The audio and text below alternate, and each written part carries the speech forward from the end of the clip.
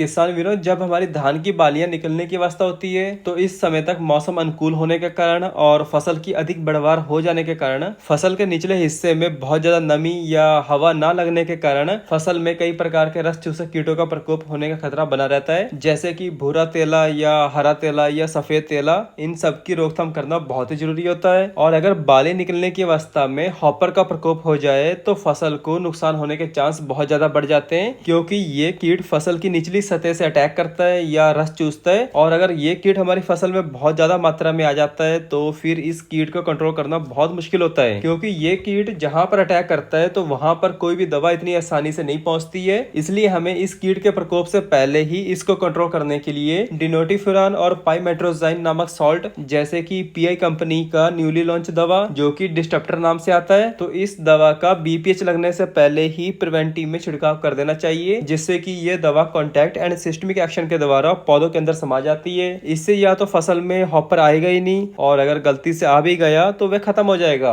और इसके अलावा अगर हॉपर का अटैक बहुत अधिक मात्रा में हो जाता है तो हमारी फसल जगह जगह पीली या सूखी हुई दिखाई देती है, और तब हम इस दवा का छिड़काव करते हैं तो ये पूरी तरह से पौधों में सिस्टमिक एक्शन के कारण ये समा नहीं पाती है। तो फिर इस कंडीशन पे बीपीएच का कंट्रोल करना थोड़ा मुश्किल होता है, क्योंकि अगर हॉपर का अटैक बहुत ज्यादा हो जाता है तो हमारी फसल सूखने के कगार पर पहुंच जाती है। तो फिर ये दवा पीली पत्तियों के द्वारा पूरे पौधों में अच्छे से समा नहीं पाती है, और इसका मतलब ये है कि सूखे पौधों में जाइलम और फाइलम के माध्यम से नीचे या ऊपर नहीं जा पाती है, और फिर ये दवा ओनली कॉन्टैक्ट बेसिस पे काम करेगी। और इसलिए इस दवा का प्रयोग कीट आने से पहले मतलब प्रिवेंटिव में ही इस दवा का प्रयोग करते रहना चाहिए, जिससे आपको इस दवा का पूरा रिजल्ट मिलता रहे। और ध्यान ये भी रहे कि इस दवा का असर 20 से 22 दिन तक रहता है, और अगर दवा डालने के बाद हमारी फसल पकने में 35 से 40 दिन का टाइम लेती है तो दवा डालने के 20 से 22 दिन बाद एक बार और स्प्रे करने की जरूरत पड़ सकती है। मगर पीआई डिस्टप्टर के बारे में और जानने के लिए जो किसान वीर हमारी वीडियो पहली बार देख रहे हैं तो आप भी हमारे चैनल सब्सक्राइब कर लीजिए, जिससे आपको हर एक फसल के बारे में सही टाइम पे सही जानकारी मिलती रहे।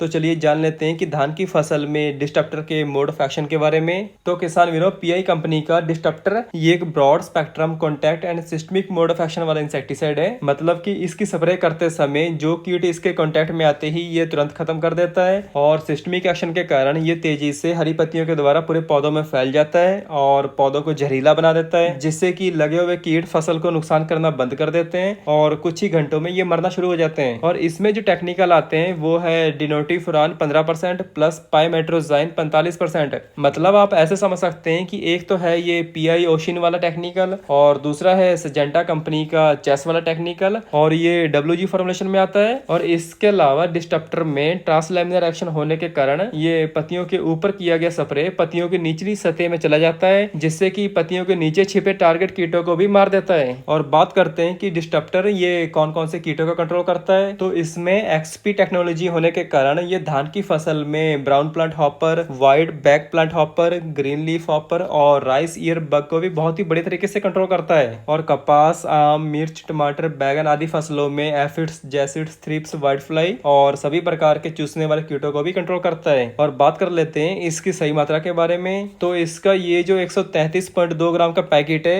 ये 1 एकड़ के हिसाब से बनाया है, तो ये इसकी 1 एकड़ की डोज है। और स्प्रे में कम से कम 200 लीटर प्रति एकड़ पानी का ही प्रयोग करना है, मतलब कि खेत को बढ़िया तरीके से धो देना है, मगर ध्यान ये रहे कि डायरेक्ट बालियों पर स्प्रे ना जाए, केवल फॉगिंग की तरह ही स्प्रे करना है। और इसके अलावा बात कर लेते हैं इसके रिजल्ट टाइम के बारे में, तो कंपनी का क्लेम है कि इसका रिजल्ट 20 से 25 दिन तक रहता है। बाकी डिपेंड करता है कि दोबारा स्प्रे करने की जरूरत पड़े या ना पड़े। और इसके अलावा डिस्टप्टर के रेन फास्टनेस की बात करें तो इसकी स्प्रे करने के कम से कम 2 घंटे तक बारिश नहीं आनी चाहिए। तो किसान भाइयों, यही सब कुछ था कि धान की फसल में ब्राउन प्लांट हॉपर के लिए पीआई कंपनी का डिस्टप्टर कीटनाशक के बारे में। धन्यवाद।